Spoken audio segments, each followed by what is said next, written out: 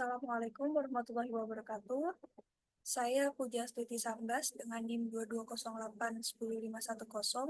Di sini saya akan mempresentasikan terkait bab 1 dan bab 2 saya yang berjudul Analisis Penyebab Pembentukan Identitas Diri Terhadap Anak yang Tumbuh dengan Orang Tua Tunggal.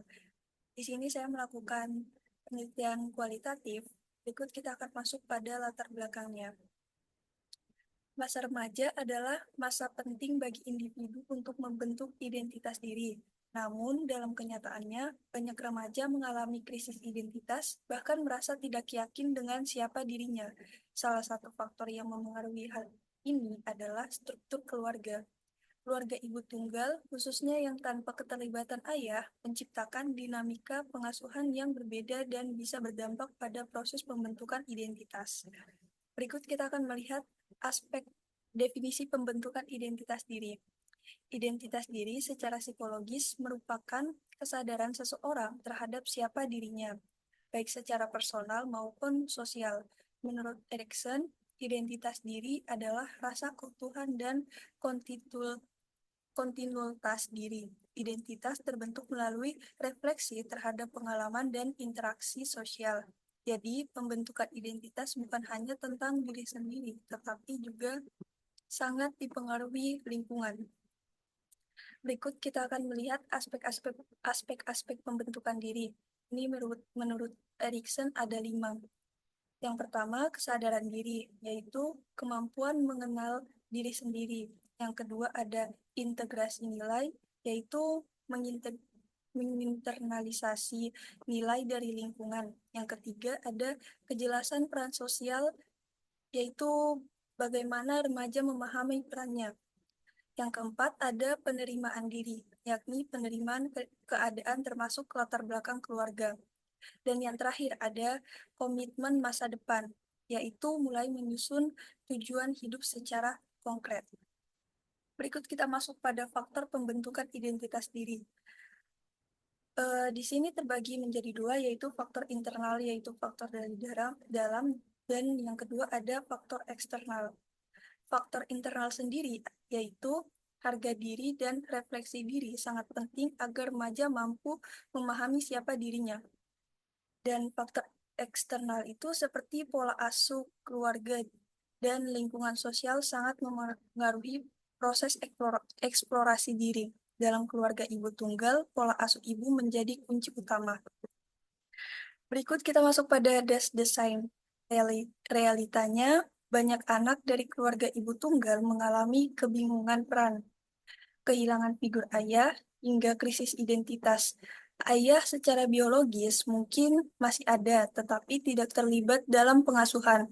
Hal ini menimbulkan ambiguitas peran, terutama dalam hal gender dan konsep diri. Sebagian besar penelitian sebelumnya belum banyak menyentuh aspek ini secara mendalam.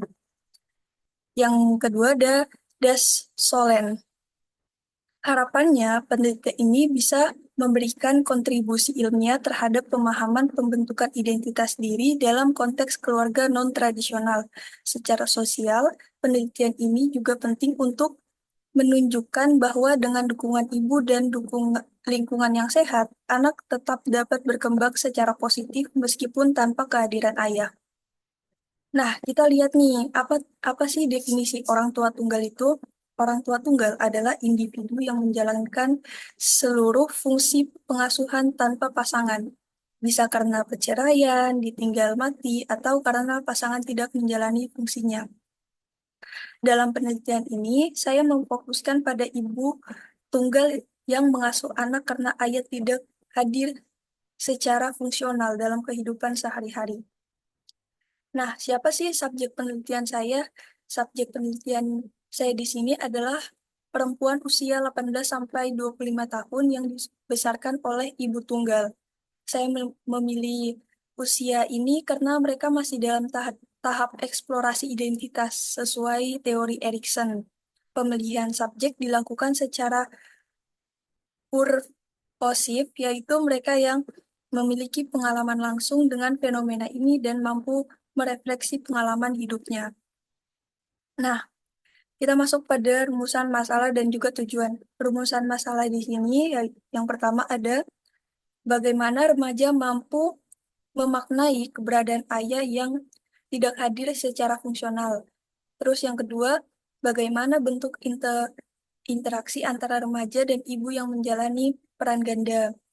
Terus yang ketiga, bagaimana pengalaman subjek remaja dalam membentuk identitas diri. Yang keempat, apa saja tantangan psikososial yang dihadapi dalam proses tersebut. Tujuannya yaitu penelitian ini untuk memahami secara mendalam bagaimana remaja perempuan membentuk identitas dirinya dan konteksnya keluarga ibu tunggal.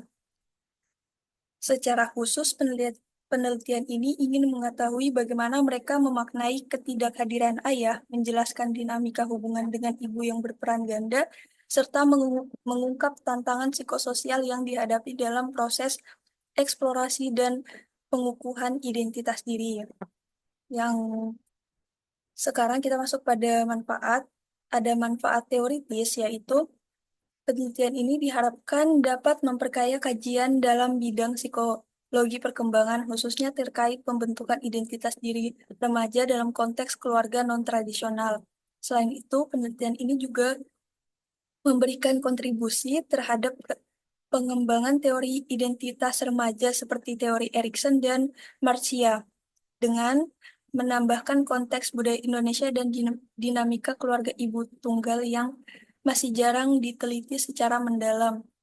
Nah, manfaat praktisnya yaitu hasil penelitian dapat menjadi acuan bagi ibu tunggal, konselor, dan pendidik dalam memberikan dukungan emosional yang tepat kepada remaja, serta menjadi bahan pertimbangan bagi program pendampingan remaja dari keluarga non-tradisional.